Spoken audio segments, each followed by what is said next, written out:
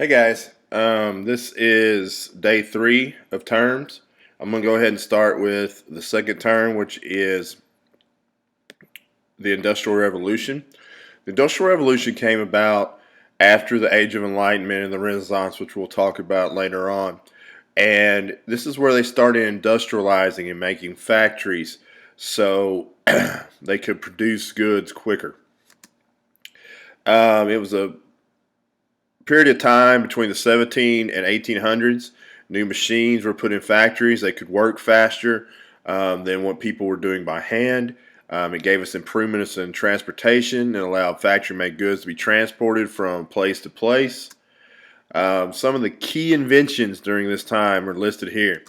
Uh, the flying shuttle sped up the weaving process to turn cotton into cloth. The spinning jenny made thread more quickly to keep up with the new flying shuttle. Now, one of the biggest inventions was the steam engine. This was put on factories, this was put on machines, this was put on boats, this was put on trains. It allowed things to not get tired because usually they were being pulled by horses or animals and they got tired and they had to rest. You didn't have to do this. Um, they would eventually stage races between horses and the iron horse, as they called the train, to see who could go longer and things like that. This was a huge development. Another huge development that really helped the United States produce a lot more cotton and become somebody to reckon with in the cotton industry was the cotton gin. This was done by Eli Whitney. He created where it would roll the seeds out of the cotton and made it quicker. It made it the process quicker where they could make it into thread and put it through the flying jenny. The telegraph could send messages over long distances. The smallpox treatment, Edward Jenner helped prevent the deadliest disease of all time during that time. I think kind of the what our people are working on in the United States and other people are working on across the world to come up with a vaccine for the coronavirus right now, or COVID-19, which is why you're at home. And also a way to kill germs. It's another thing that we still worry about today, but Louis Pasteur came up with pasteurization. That's why your milk goes through this process. A lot of food goes through this process, and people started living longer now because of that. Um, the workers, the machines replaced what the work they did. Workers moved from farms to cities, and they took jobs in factories running these machines. Difficult hours, long working days for these, and we're talking 12, 14, 16 hours a day.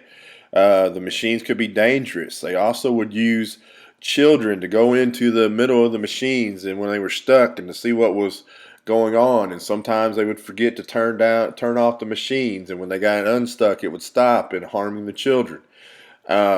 Pollution became another issue. High crime became another issue. All issues that we take care of with child labor laws and environmental laws later on, but at the beginning of this, it really created a problem. But what it did also did create was a middle class. There was a class between the poor and the wealthy now, where factory managers and merchants and clerks and doctors and other educated people, uh, kind of got into. They had good incomes and comfortable lives, but they weren't rich, but they weren't poor either. They had money to do extra things like museums, plays, concerts.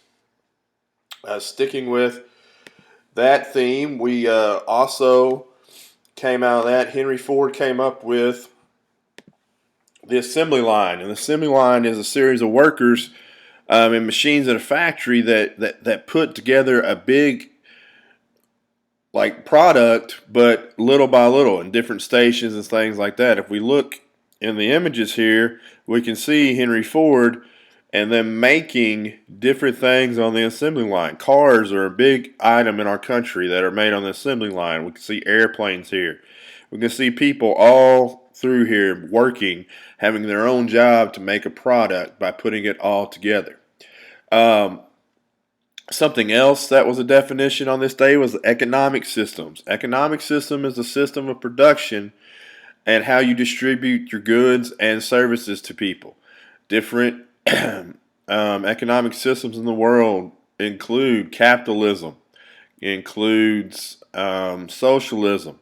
Here we see capitalism as a private ownership, socialism, social ownership, or everybody owns that, and means of production. We can see the different type of political ideologies that fit into different things. Anarcho-socialism can be associated with left wing. Anarcho-capitalism can be associated with right wing. Libertarian is kind of in the middle. They have socialism and they have communism as well.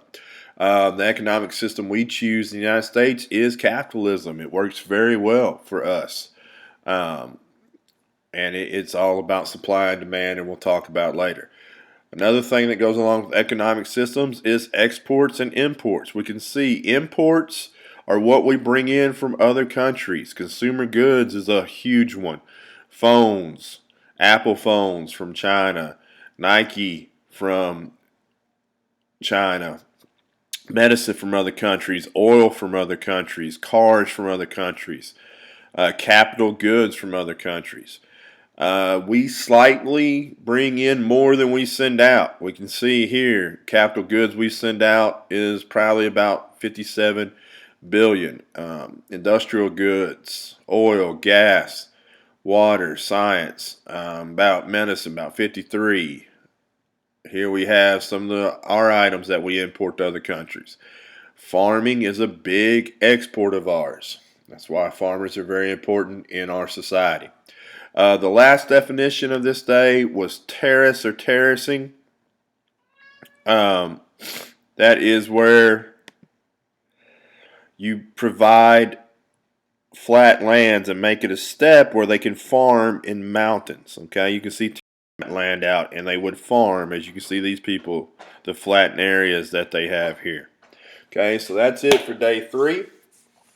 I appreciate you watching, and I'll have day 4 and day 5 up for you later.